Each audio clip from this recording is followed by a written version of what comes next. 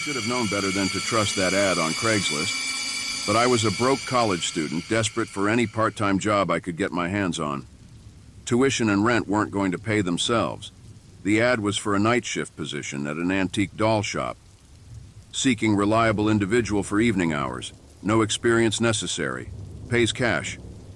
It seemed simple enough. I'd always found dolls a bit creepy, with their glossy painted eyes that follow you around the room. But I figured I could suck it up for a few hours each night if it meant having some extra money in my pocket. I should have listened to the twisting feeling in my gut as I reached for my phone to respond to the ad. But hindsight is 20/20, as they say. By the time I realized what I'd gotten myself into, it was already too late.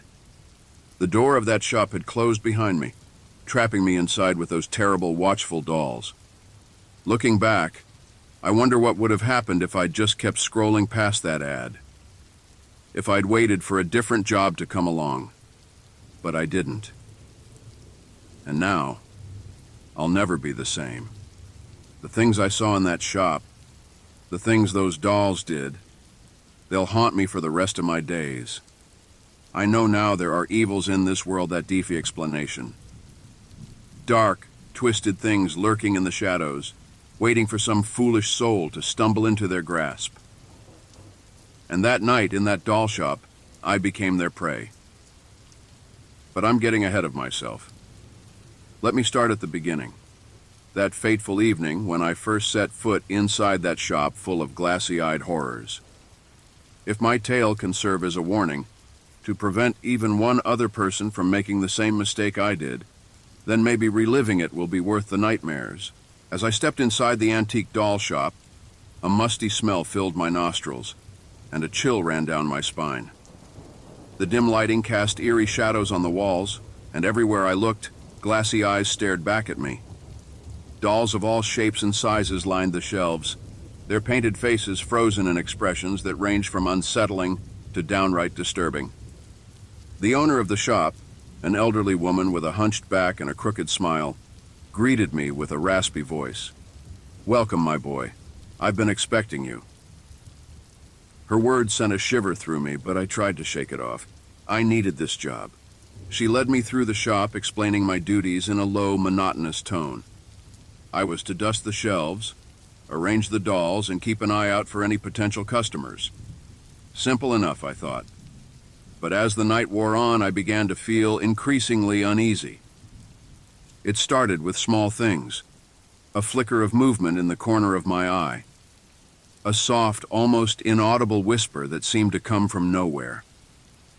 I tried to convince myself it was just my imagination, but deep down I knew something was wrong. As I worked my way through the shop, I couldn't shake the feeling that I was being watched. The dolls' eyes seemed to follow me, their blank stares boring into my soul. I found myself whispering apologies to them as I moved them around, as if they could somehow hear me. And then I heard it, a soft, muffled giggle coming from the back of the shop. I froze, my heart pounding in my chest. Slowly, I turned around, scanning the room for the source of the sound, but there was nothing there, just rows and rows of lifeless dolls. I tried to go back to my work, but the giggling continued, growing louder and more insistent. It seemed to be coming from everywhere and nowhere at once. And then, I saw it. A slight movement, a twitch of a tiny porcelain hand. One of the dolls was moving. I blinked, sure that my eyes were playing tricks on me. But there it was again. A subtle shift in position, a tilt of a head. And then another doll moved. And another. Their limbs jerked and twitched, their heads swiveled towards me, their painted eyes gleaming with a malevolent light. I stumbled back, knocking over a shelf in my panic. The dolls clattered to the floor, their porcelain faces shattering on impact, but still they kept coming, crawling towards me with a terrible, relentless purpose. I ran for the door, my heart pounding in my ears. But when I reached for the handle, I found it locked. The owner was nowhere to be seen. I was trapped, alone with the dolls and their insatiable hunger for my soul. That was just the beginning of my nightmare. Little did I know the true horror was yet to come. Trapped in the antique doll shop, I knew I had to find a way out. As the dolls continued their relentless pursuit, I frantically searched for an escape route. That's when I stumbled upon an old leather-bound diary hidden beneath a stack of dusty boxes. With trembling hands, I opened the diary and began to read. The pages were filled with the ramblings of a madman, detailing the shop's dark and twisted history. The dolls, it seemed, were no ordinary toys. They were vessels, each one housing the tortured soul of a murdered child. The shop owner, I learned, was not the kindly old woman she appeared to be. She was a witch, a practitioner of the darkest arts. For years, she had been luring unsuspecting children to her shop, promising them toys and sweets. But once they were inside, she would perform a grisly ritual, trapping their souls inside the dolls. As I read on, the diary revealed the full extent of the shop's evil. The dolls were not just possessed, they were hungry for the souls of the living. And now, they had set their sights on me. I knew I had to get out of there, but the dolls were closing in. Their tiny feet pattered on the hardwood floor, their porcelain faces twisted into grotesque smiles. I ran for the door, but they were faster. They swarmed around me, their small hands clawing at my legs, trying to drag me down. I fought them off as best I could, but there were too many. They overwhelmed me, their combined strength far greater than my own. I felt myself being dragged backwards towards the back of the shop, towards some unspeakable fate. And then I saw it. A glimmer of hope, a chance at salvation. An old rusty fire axe hung on the wall, partially hidden behind a stack of boxes. With a burst of adrenaline, I lunged for it, my fingers closing around the worn wooden handle. I swung the axe with all my might, feeling it connect with the dolls' fragile bodies. Porcelain shattered, and stuffing flew through the air. But still, they kept coming, their broken bodies dragging themselves towards me with a terrible, relentless determination. I hacked and slashed, fighting for my life. But for every doll I destroyed, it seemed like two more took its place. They were everywhere, their glassy eyes filled with a hunger that could never be satisfied. And then, I heard it. A voice, soft and mocking, coming from the shadows. It was the shop owner, her ancient face twisted into a cruel smile. "You can't win, boy," she cackled. "Their hunger is eternal. They will have your soul one way or another." I knew she was right. I was outnumbered, outmatched. But I refused to give up. I had to find a way out of this nightmare or die trying. The diary had given me the truth, but it had also shown me the depths of the shop's evil. And now, armed with that knowledge, I prepared to fight for my survival. Armed with the rusty fire axe and the knowledge from the diary, I steeled myself for the battle ahead. The dolls advanced, their shattered faces leering at me in the dim light. I swung the axe in wide arcs, feeling it connect with their fragile bodies, sending shards of porcelain flying through the air. But for every doll I destroyed, more seemed to take its place. They swarmed around me, their tiny hands clawing at my skin, their jagged teeth gnashing. I felt their cold, hard fingers wrapping around my ankles, trying to drag me down into the seething mass of porcelain and fabric. I fought with every ounce of strength I had, but I could feel myself tiring. My arms ached from the weight of the axe, and my lungs burned with each ragged breath. The dolls, on the other hand, seemed to have an endless reserve of energy, fueled by their insatiable hunger for my soul. As I battled on, I caught glimpses of the shop owner out of the corner of my eye. She stood in the shadows, watching the fray with a twisted smile on her ancient face. I realized then that she was no mere bystander in this nightmare. She was the puppet master, the one who had orchestrated this whole horrific scenario. With a burst of anger-fueled energy, I fought my way towards her, the axe cleaving through the dolls in my path. But as I drew closer, I saw that she was not alone. Perched on her shoulder was a doll unlike any I had seen before. Its face was a grotesque mask of hatred, its eyes glowing with an otherworldly malevolence. The shop owner cackled as I approached, her voice filled with a terrible glee. "You fool! she spat. "Did you really think you could defeat us? We are Legion, and our hunger is eternal. Your soul will be ours, just like all the others." She waved her hand, and the dolls redoubled their attack, their movements becoming even more frenzied and erratic. I swung the axe with wild abandon, desperate to keep them at bay. But it was a losing battle. For every doll I destroyed, 2 more seemed to take its place. I knew I had to do something drastic, or I would be lost forever. My eyes darted around the shop, searching for anything that could help me.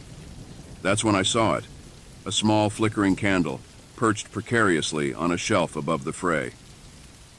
With a final, desperate surge of energy, I fought my way towards the shelf, the dolls clawing at my legs with every step. I reached up, my fingers closing around the candle, and then, with a roar of defiance, I hurled it toward the shop owner. The candle shattered at her feet, the flickering flame catching the hem of her dress. In an instant, the fire spread, racing up her body in a whoosh of heat and light. She screamed, her voice filled with pain and rage as the flames consumed her. The dolls, too, began to burn, their porcelain skin blackening and cracking in the heat. They writhed and twisted, their movements becoming jerky and uncoordinated as the fire ate away at their stuffing. I staggered back, watching as the shop began to collapse around me. The shelves toppled, spilling their contents onto the floor in a cacophony of shattering porcelain. The walls buckled and groaned, the flames licking at the ancient wood. I knew I had to get out of there before the whole place came down on top of me. With a final, desperate effort, I fought my way towards the door, dodging falling beams and leaping over piles of burning debris. At last, I burst out into the cool night air, gulping down lungfuls of clean, sweet oxygen. Behind me, the shop collapsed in on itself, the flames reaching towards the sky like grasping fingers.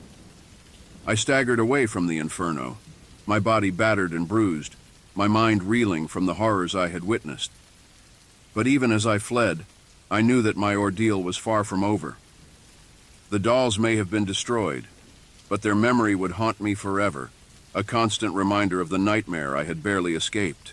As the antique doll shop burned behind me, I stumbled out into the empty street, my lungs filled with smoke and my body aching from the battle.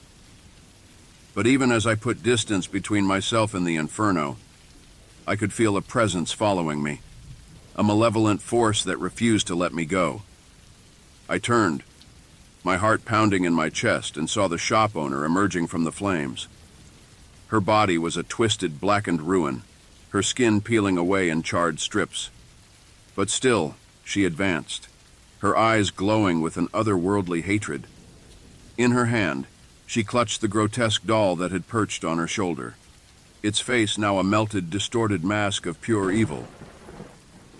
I realized then that the doll was the source of her power, the conduit through which she channeled the souls of the murdered children. I raised the fire axe, my hands shaking with exhaustion and fear. The shop owner laughed, a sound like breaking glass, and raised her free hand. The doll's eyes flashed, and I felt an invisible force slam into my chest, sending me flying backwards. I landed hard, the axe skittering out of my grasp. The shop owner advanced, the doll's power crackling around her like a hellish aura. I scrambled to my feet, my mind racing as I tried to think of a way to stop her. And then, I remembered the diary. The secret to defeating the shop owner lay within its pages, a ritual of cleansing that could banish the evil from this world forever. But to perform it, I needed the doll. With a roar of desperate fury, I launched myself at the shop owner, my hands reaching for the doll. She screamed in rage, her fingers clawing at my face as we grappled. I could feel the doll's power surging through me, a searing, agonizing pain that threatened to consume me whole. But I held on, my grip tightening around the doll's throat. The shop owner's struggles grew weaker, her eyes widening in shock and fear.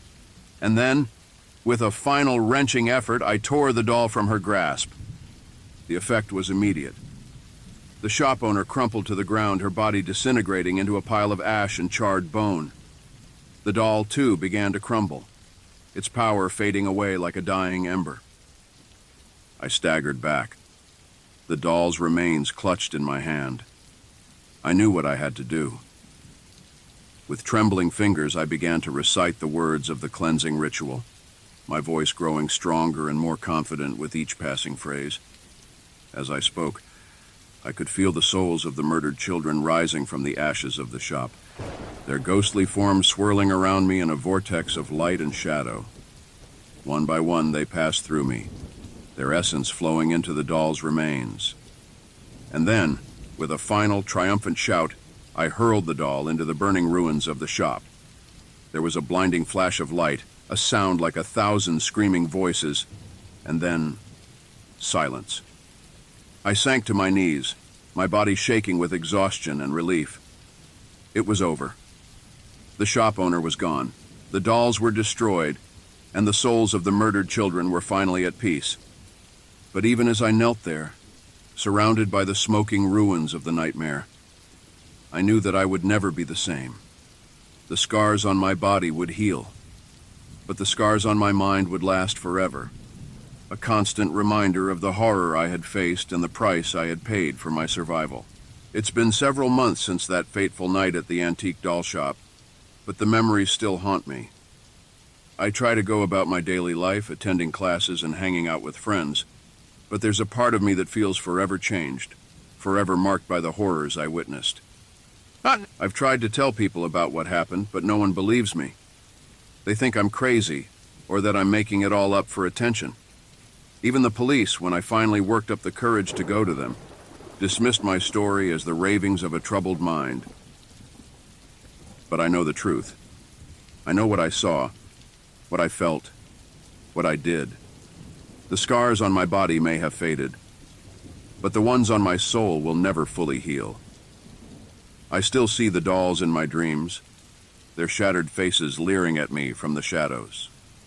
I still hear the shop owner's mocking laughter echoing in the darkest corners of my mind. I've tried to move on, to put the past behind me, but it's not that simple. Every time I see a doll, whether it's in a store window or a child's hands, I feel a cold sense of dread wash over me. I can't help but wonder if there are other shops out there like the one I stumbled upon, other dark places where evil lurks, waiting for unsuspecting victims. I've become paranoid, constantly looking over my shoulder, jumping at every unexpected sound. I know it's not healthy, but I can't help it. The experience changed me, molded me into someone I barely recognize. But even in the midst of my fear and trauma, I found a strange sort of strength. I faced my worst nightmares and emerged victorious, forever altered but still alive. I know now that I'm capable of more than I ever believed, that I have a resilience and a courage I never knew I possessed. And so I go on. Day by day, step by step, I continue to put one foot in front of the other. I may never fully escape the shadows of that terrible night, but I refuse to let them consume me. I am a survivor, and that is a badge I will wear with pride for the rest of my days. But I will never forget the lesson I learned in that antique doll shop. The world is a darker, more dangerous place than I ever imagined, and evil can lurk in the most unexpected of places. I will never again let my guard down, never again trust blindly in the promises of strangers. And I will never, ever set foot in another doll shop, no matter how innocuous it may seem. Some traumas are too deep, some scars too indelible to ever fully forget. The nightmare may be over, but its echoes will linger, a reminder of the price I paid for my naivety. But I survived, and in the end, that's all that matters. I emerged from the darkness, battered and broken but still breathing. And as long as I have breath in my body, I will continue to fight, to survive, to live. Because in the face of true evil, sometimes that's all we can do.